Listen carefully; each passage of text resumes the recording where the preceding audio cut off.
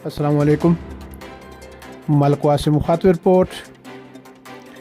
हल्का PP43 से आज़ाद उम्मीदवार वसीम अख्तर चंद साहब का MPA का कामयाब इंतखाबी दौरा मलकवाल। रौ वकील रहमान, रौ शकील रहमान और रौ बरादरान ने मुस्लिम लीग नून को छोड़कर चंद ग्रुप की भरपूर हमायत का ऐलान कर दिया।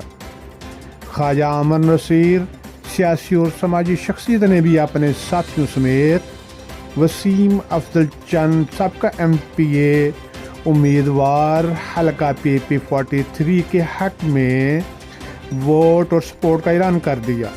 ख्वाजा अमन नसीर ने कहा, मलकवाल और पूरे हल्का में तमाम तरक्याती मनसूबों की तकमील चंद ग्रुप की अवामी खिदमत का मुंह बोलता सबूत है।